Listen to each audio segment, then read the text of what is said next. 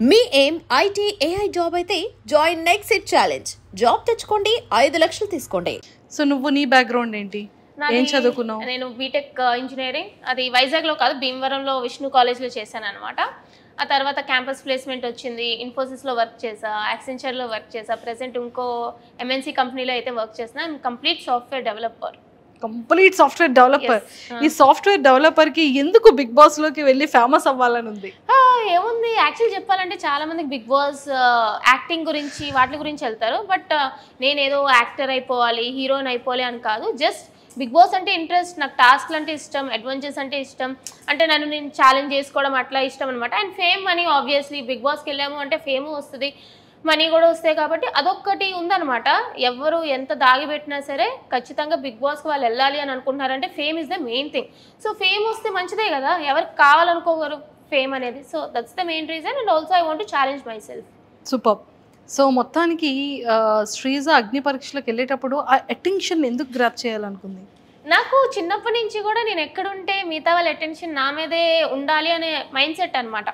అంటే like attention అంటే నాకు జనరల్గా కూడా అటెన్షన్ ఇష్టం. సో అటెన్షన్ సీకర్ అనుకున్నా సరే I don't think it's a wrong thing. ఎందుకంటే ఇప్పుడు హీరో ఉన్నారు, హీరోయిన్లు ఉన్నారు, వాళ్ళు అక్కడ ఫిలిం చేస్తున్నారు అంటే వాళ్ళ మీద అటెన్షన్ కావాలనుకునే కదా. సో నాకు కూడా అటెన్షన్ ఇష్టం చిన్నప్పటి నుంచి. అండ్ మోర్ ఓవర్ నాకు ప్లస్ ఏంటంటే నా వాయిస్ వల్ల ఆబ్వియస్గా నాకు అటెన్షన్ వస్తుంది. అది మంచిగా అయినా చెడ్డగా అయినా సరే అటెన్షన్ అనేది ఈజీగా గ్రాప్ చేసే మైండ్ సెట్ నాకు చిన్నప్పటి నుంచి ఉంది. ఒరే అంతా ఓకే కానీ పాపంరా శ్రీముఖి గారిని. అక్క నువ్వు ఏ 3rd or 4th సీజన్కి వెళ్ళినట్టున్నావు కదా, అప్పుడే అంటే లైక్ జనరల్గా అది అఫెండ్ చేసేలాగా నేను చెప్పాలనుకోలే. నేను జనరల్గా ఏమనంటే తిరిగి ఇచ్చే ఇది ఉంటుంది, అక్కడ ఏం జరిగినా ఒక క్యూట్ పంచులనే ఇచ్చావు. అది చాలా సరదాగా అనిపించింది. బట్ అంత స్పాంటినిటీగా ఎలా చెప్పగలిగావని? మాటలు పుచ్చకాయ కదా, చిన్నప్పటి నుంచి మాటలు అలవాటు టైప్. ఎవరైనా అంటే నేను నోరు మూసుకునే కూర్చునే బ్యాచ్ కాదనమాట, వెంటనే తిరిగి ఇచ్చేస్తా అది ఎవరైనా సరే. సో అట్లా అనేటప్పటికి అక్క అంటే అక్క కూడా అరుస్తుంటుంది కదా, అక్క నువ్వు కూడా వెళ్ళావు కదా అక్క, అప్పుడే మూసేవారు, సో ఇప్పుడు కూడా ముయ్యరు అని చెప్పి ఇట్స్ లైక్ మంచిగానే చెప్పా.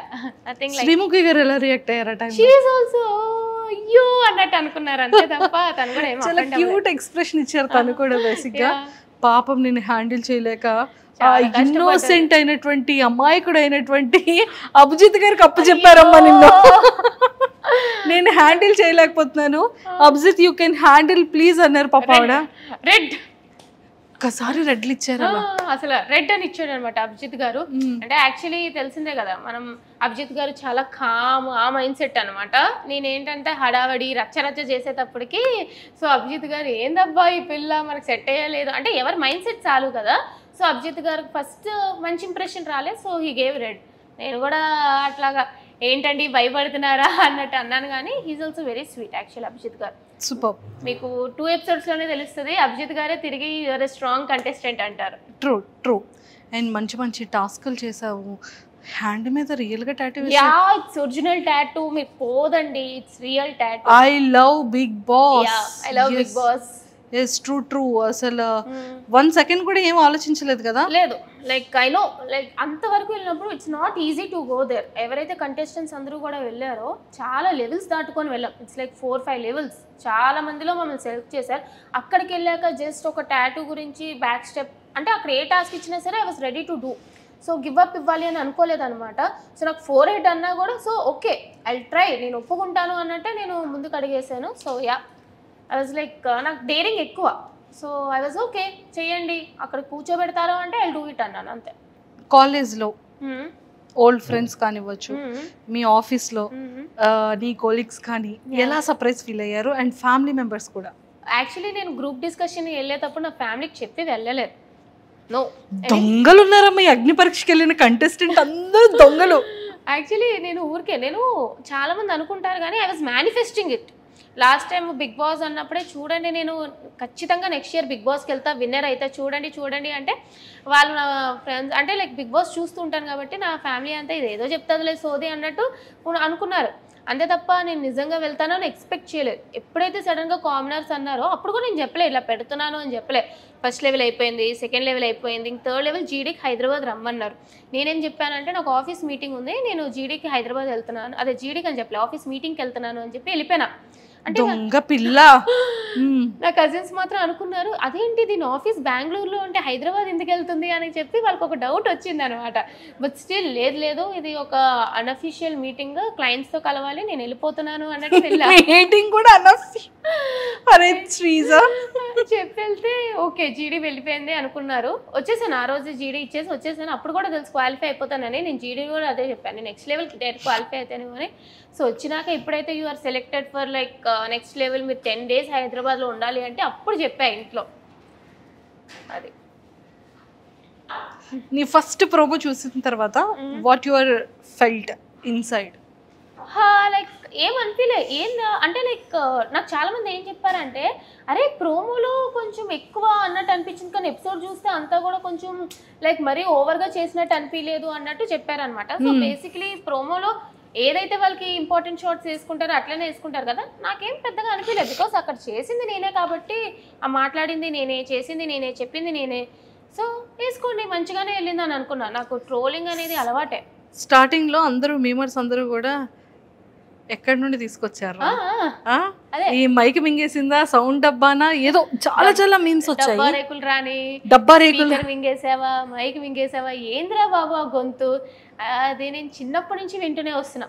సో నేను అందుకే స్టేజ్ మీద కూడా వాళ్ళు చెప్పకముందే నేనే చెప్పాను, నాకు చిన్నప్పటి నుంచి కూడా దెబ్బ అంటారు, డబ్బా రేకులు రాని అంటారు.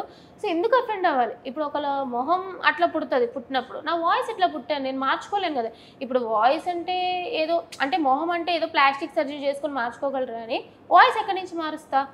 నాకు మార్చుకోవాలని కూడా లేదు, చాలామందికి నచ్చదు. సో వాళ్ళకి ఏదో నచ్చదని చెప్పి నేను మారలేను కదా. సో ఐమ్ హ్యాపీ, వాళ్ళు ఏమనుకున్నా సరే నేను ఏం అఫెండ్ అవ్వను, ట్రోల్ చేసుకుంటే చేసుకునియండి అని వదిలేసావు. ట్రోల్స్ అన్ని చూసి నవ్వుకుంటూ ఉంటావా? మీమ్స్ అవన్నీ పట్టించుకోరు, మంచిదే అనుకుంటాను. సరే వాళ్ళే, నాకు నేనేం పిఆర్ పెట్టుకోలేదు, ఏం పెట్టుకోలేదు, వాళ్ళే నన్ను ఫేమస్ చేస్తారు, చేసుకుని నేను తెలుస్తా. సో ఇలా వాడకం జరుగుతుంది. అరే Sreeja, starting first promo release అయిన తర్వాత లాట్ ఆఫ్ ఎవరి అమ్మాయి ఏంటి ఇంత ఓవర్ యాక్టింగ్ చేస్తుంది స్టేజ్ మీద, ఏంటి అంత ఎక్సైటెడ్గా మాట్లాడుతుంది అనేది కొంతమంది కింద కమెంట్స్ పెట్టారు హాట్స్టార్ యూట్యూబ్లో లాంచ్ అయ్యేటప్పుడు. సో కమెంట్స్ చదువుకునేటప్పుడు వాట్ యూ ఫెల్ట్? నేను జనరల్గా కమెంట్స్ చాలా తక్కువ, ఎందుకంటే ఐ బీన్ లైక్ ఇన్స్టాగ్రామ్లో పెట్టినప్పుడు కూడా ఏమైనా ఏదైనా స్టాండ్ తీసుకుంటే కొంచెం మందికి నచ్చుతుంది, కొంచెం మందికి నచ్చదు. True. So most of the నా కంటెంట్ ఏంటంటే చాలా మందికి నచ్చకుండా కూడా ఉంటుంది, 70% నచ్చినా 30% నచ్చదు. సో స్టార్టింగ్లో ట్రోలింగ్ తీసుకుందాం అని అనుకున్నా, అయ్యే ఏంది ఇట్లా పెడుతున్నారు, నా తప్పుగా అనుకున్నాను, కానీ ఎవరి పర్స్పెక్టివ్ వాళ్ళదనమాట. సో వాళ్ళ ఇష్టం అది. And for more videos, please subscribe to iDream. Please subscribe to iDream. Please subscribe iDream. And please subscribe to iDream. For more videos, subscribe to iDream. please like, share and subscribe to the channel. Congratulations, iDream. Subscribe to iDream. Subscribe to iDream. So subscribe to iDream Media. iDream ki iDream team andarki huge congratulations. Please subscribe iDream Media. Please subscribe to iDream. Subscribe iDream. Please subscribe to iDream. iDream అంటే నా కళల channel subscribe చేసుకున్న నోరు తిరుగుతలేదు, మీరైతే గంట గుర్తు కొట్టండి. For more such videos, please subscribe to iDream. Subscribe to iDream. Please subscribe to iDream. Please subscribe iDream Media. Please do subscribe to iDream. Please subscribe to iDream Media. For best entertainment and information, please subscribe iDream. And don't forget to subscribe to iDream.